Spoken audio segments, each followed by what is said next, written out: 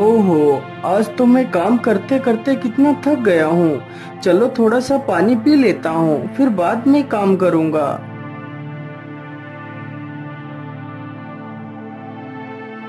प्रताप तुरंत ही पानी पीने के लिए पेड़ के पास जाता है और घड़े को उठाता है। अरे ये क्या, घड़ा तो पूरी तरह खाली है, इसमें तो पानी है ही नहीं।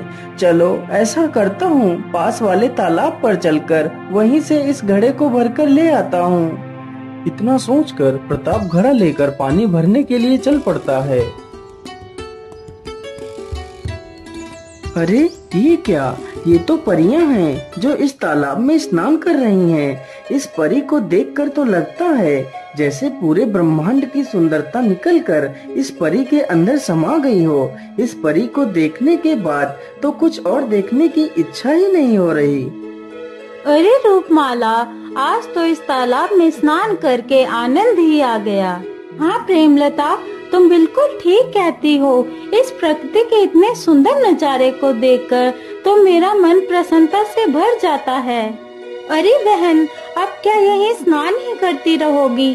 चलो, हमारा वापस जाने का समय हो गया है। कहीं किसी ने हमें यहाँ देख लिया तो मुसीबत आ जाएगी। हाँ हाँ, तुम ठीक कहती हो, अब हमें चलना चाहिए।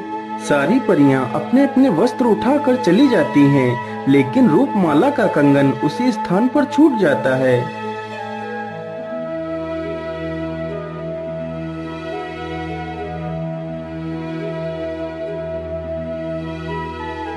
अरे ये क्या, ये कौन सी वस्तु है जो इतना ज्यादा चमक रही है? चलो चलकर देखता हूँ।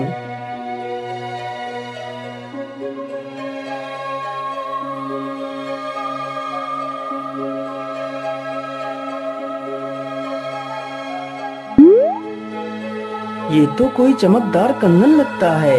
मुझे लगता है यह कंगन जरूर उस सुंदरी का होगा। चलो मैं इसे अपने पास ही रख लेता हूँ।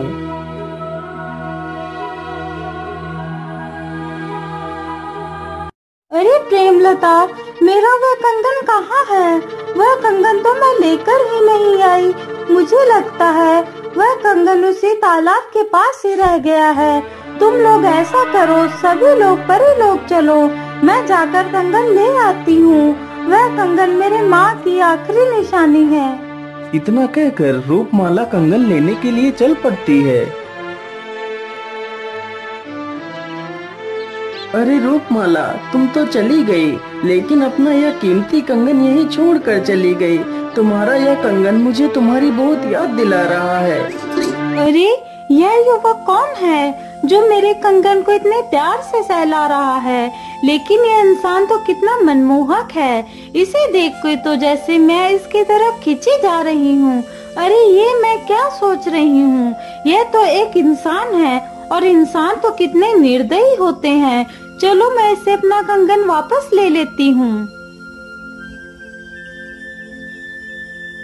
अरे ओ युवक, यह कंगन मेरा है, तुम मुझे मेरा कंगन वापस दे दो।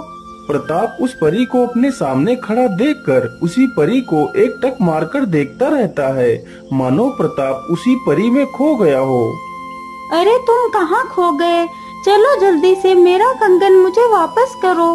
हाँ हाँ, क्यों नहीं। मैं तो यह कंगन आपको देने के लिए आपकी प्रतीक्षा कर रहा था। अरे ये क्या, मैं उसके बारे में जैसा सोच रही थी वैसा तो वह बिल्कुल नहीं है। प्रताप तुरंत ही परी को उसका कंगन लौटा देता है। फिर वह परी वहाँ से चली जाती है।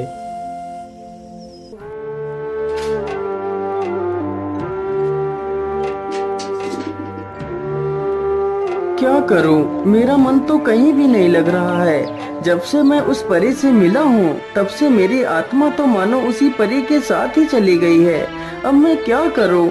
मैं ऐसा करता हूँ, कल उसी तालाब के पास चलकर बैठता हूँ। हो सकता है वहाँ चलकर मुझे थोड़ा सा सुकून मिल जाए।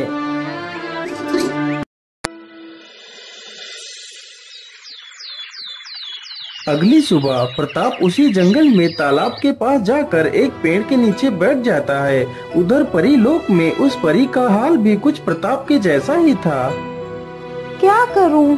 जब से उस युवक को देखा है तब से मुझे कुछ भी अच्छा नहीं लग रहा है। मैं ऐसा करती हूँ, कुछ देर के लिए उसी तालाब पर घूमकर आ जाती हूँ। इतना सोचकर रूपमाला भी वहाँ से चल देती है। अरे ये क्या, इतनी सुंदर बांसुरी कौन बजा रहा है?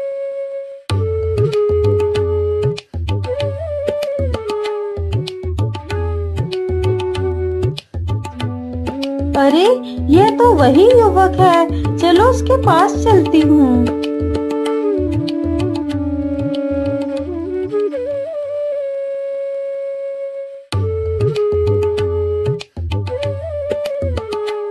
अरे वाह युवक, तुम तो कितनी मनमोहक बांसुरी बजाते हो।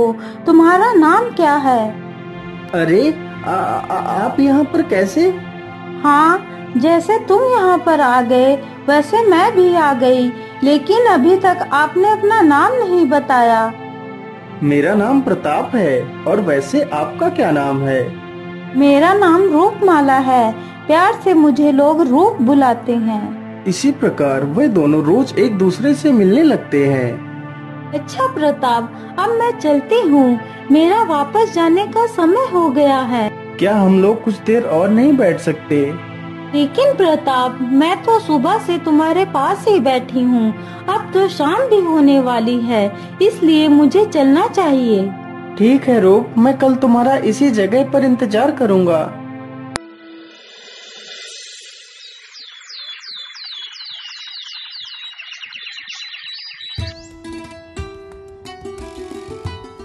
यह रूप रोज रोज अकेले ही सज धज कर कहाँ जाती है?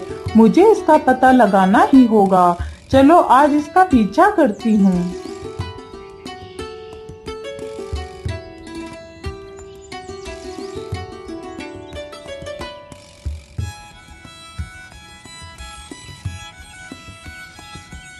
अरे ये क्या, यह रूप किस युवक से मिल रही है? लेकिन यह युवक तो कितना सुंदर है, इसे देखने के बाद तो कुछ और देखने की इच्छा ही नहीं होती। काश कि इस युवक का विवाह मुझसे ही हो जाता, मेरे भाग्य भी बदल जाते। लेकिन इसे तो रूपमाला पसंद करती है, इसका मतलब यह युवक मेरा कभी नहीं हो सकता। अच्छा प्रताप, अब मैं चलती हूँ, मेरा वापस जाने का समय हो गया है।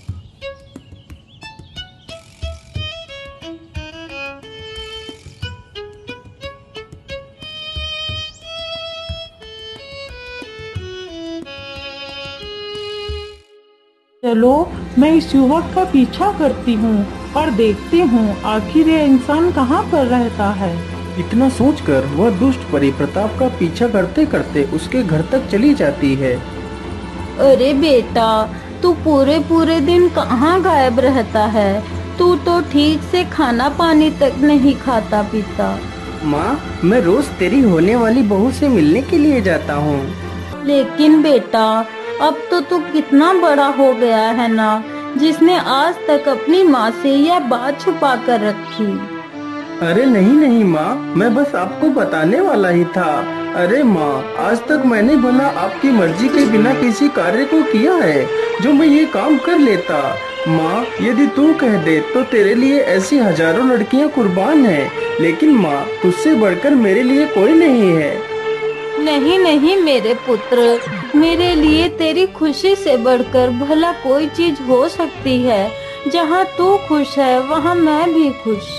अरे वाह, इन माँ बेटे के अंदर तो कितना प्रेम है। जो माँ कहेगी बेटा उसी बात पर अमल करेगा, तो फिर क्यों ना मैं इसकी माँ को ही बंदी बनाकर ले जाती हूँ।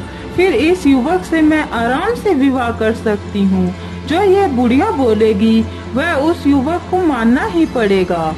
जैसे ही आधी रात होती है तो दोनों माँ बेटे सो जाते हैं। वह दुष्ट परी अपनी जादुई छड़ी से उसकी माँ को उड़ाकर ले जाती है।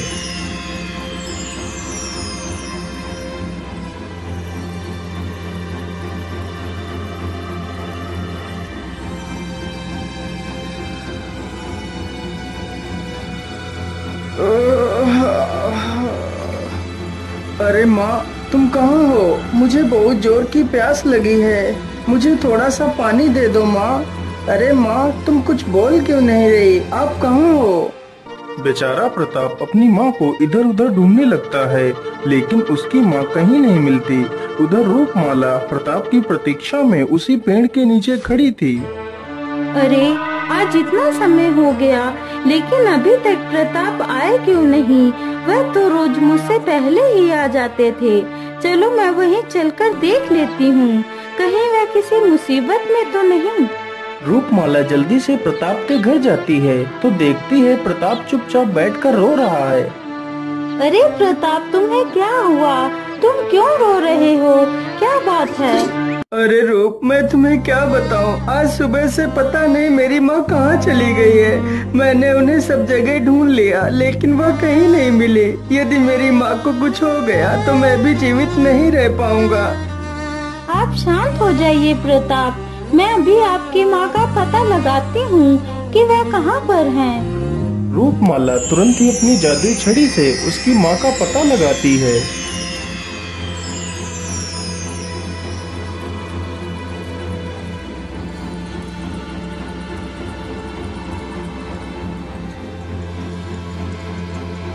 अरे ये क्या? यह तो दुष्ट परी है, लेकिन इसने माता जी को बंदी क्यों बनाया है? रूप, तुम कुछ भी करके मेरी माँ को ले आओ, मैं तुम्हारा एहसान कभी नहीं भूलूंगा। आप चिंता मत करिए, मैं आपकी माँ को जरूर वापस ले आऊंगी। आप यहीं पर मेरी प्रतीक्षा करना, मैं जल्दी ही वापस आ जाऊंगी। इतना कहकर रूपमाला दुष्ट परी के पास जाती है।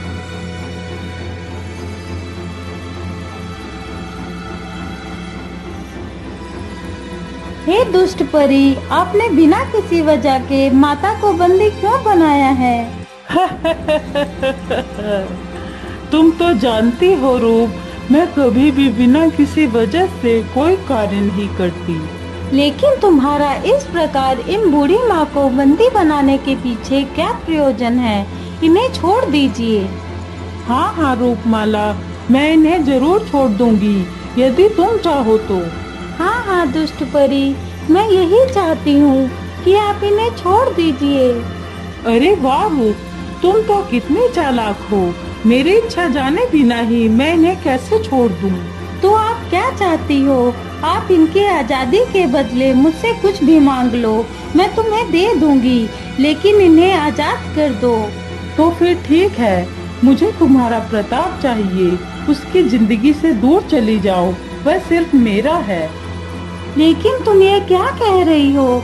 मैं तो प्रताप से प्रेम करती हूँ, मैं भला तुम्हें उन्हें कैसे दे सकती हूँ? तो फिर ठीक है, चुपचाप यहाँ से चली जाओ, नहीं तो मैं तुझे भी बंदी बना लूंगी। यदि मैं माता जी को लिए बिना गई तो प्रताप को क्या मुँह दिखाऊंगी? नहीं नहीं, मुझे माता जी को साथ ही ले जाना होगा, चाहे मुझे इसके लिए अपने प्रेम का बलिदान ही क्यों न देना पड़े। ठीक है दुष्ट परी, मैं प्रताप की जिंदगी से चली जाऊंगी, तुम माता जी को छोड़ दो। रूपमाला तुरंत उस बूढ़ी महिला को अपने साथ ले जाती है। अपनी बूढ़ी माँ को देखकर प्रताप खुशी से झूम उठता है। रूपमाला, आज तुमने मुझे दुनिया की सबसे बड़ी खुशी दे दी। मैं तुम्हारा ये एहसान कभी नहीं चुका सकता। रूप, आज मैं तुमसे कुछ कहना चाहता हूँ। बोलिए प्रताप, तुम क्या कहना चाहते हो? रूप, मैं तुमसे विवाह करना चाहता हूँ। अरे नहीं नहीं, मैं तुमसे विवाह नहीं कर सकती। मैं तो तुम्हें सिर्फ अपना एक अच्छा दोस्त समझती हूँ। मैं भला तुमसे विवाह कैसे कर सकती हूँ? अच्छा प्रताप, अब मैं चलती हूँ, मेरा वापस जाने का समय हो गया है। इतना कहकर रूपमाला वापस परीलोक लौट जाती है।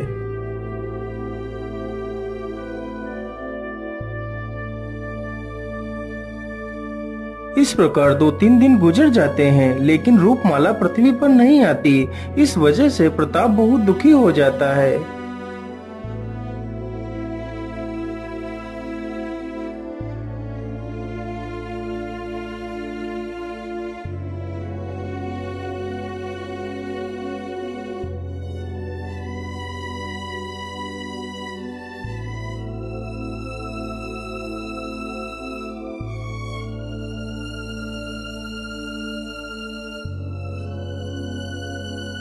अरे रूप, आजकल तुम इतना दुखी क्यों रहती हो? क्या बात है?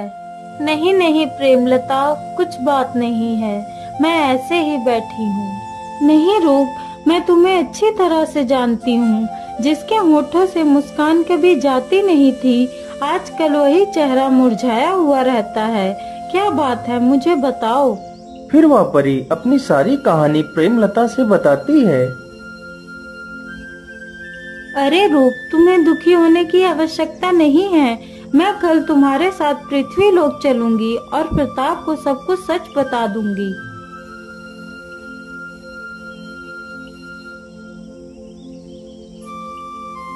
अगले ही दिन दोनों परियां पृथ्वी लोक पर जाती हैं।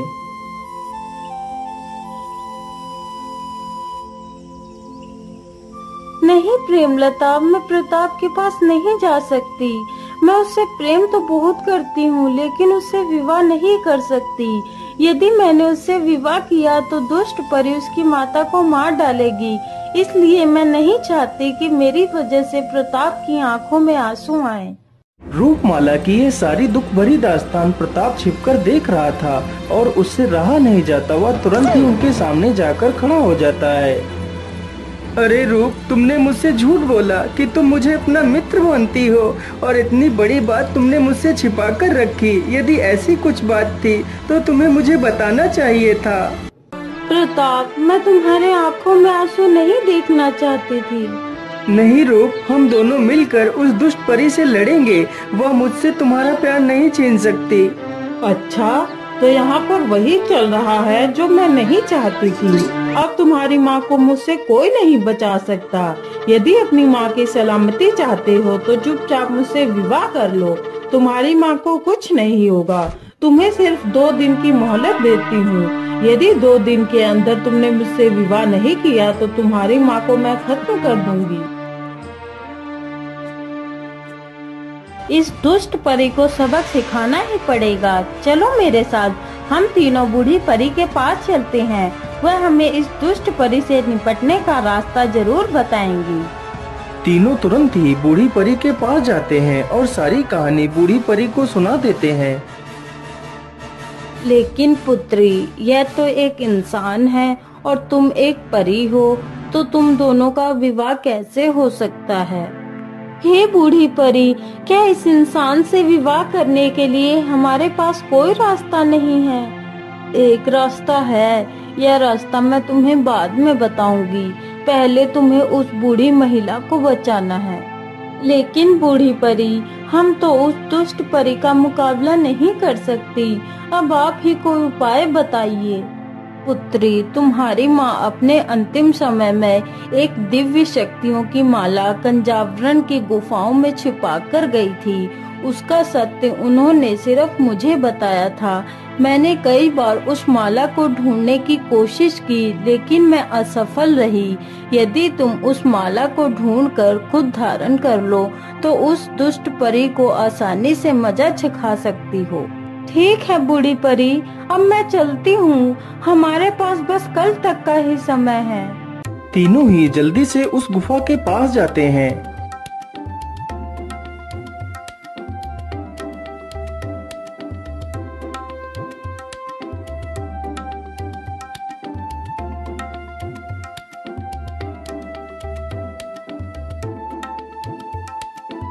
तीनों को माला ढूंढते ढूंढते काफी समय हो जाता है, लेकिन माला कहीं भी नहीं मिलती। अब क्या करें? माला तो कहीं भी नहीं मिली। अरे रूप, हमने पूरी गुफा ढूंढ ली, लेकिन इस पत्थर के पीछे तो देखा ही नहीं। चलो इस पत्थर के पीछे भी देख लेते हैं। परी जैसे ही उस पत्थर को हटाती है तो उस पत्थर के पीछे भी एक सुरंग होती है। अरे रूप, यहाँ पर तो एक और सुरंग है। जरूर वह माला इसी सुरंग में होगी। इतना कहकर तीनों सुरंग में घुस जाते हैं। अरे रूप, उधर देखो, वहाँ पर कोई चमकदार वस्तु है। मुझे लगता है वही दिव्य माला है। चलो चलकर देखते हैं।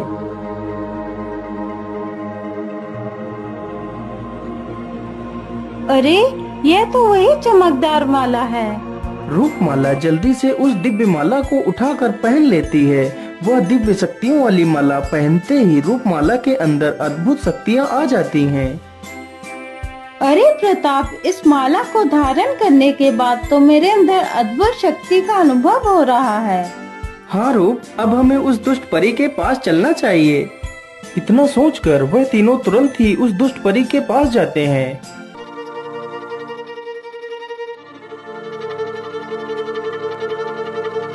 आइए आइए, बोलिए क्या विचार किया? अपनी माँ की सलामती चाहते हो या नहीं? हम तो अपनी माँ की सलामती चाहते हैं, लेकिन मुझे लगता है तुझे अपनी जान की कोई फिक्र नहीं। चल जल्दी से माता को आजाद कर दे, नहीं तो मैं तुझे मार डालूंगी। क्या बोला? तू मुझे मारेगी? इस दुष्ट परी को मारेगी?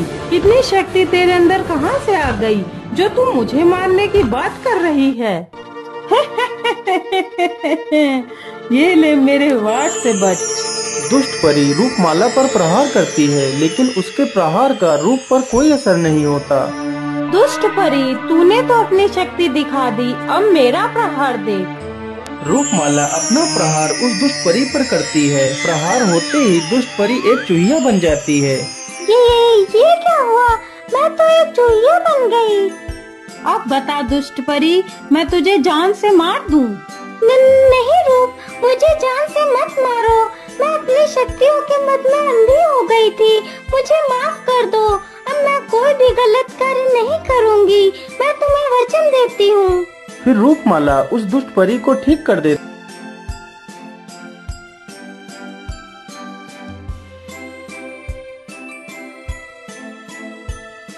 पुत्री, अब तो तुम इस दुनिया की सबसे ताकतवर परी हो।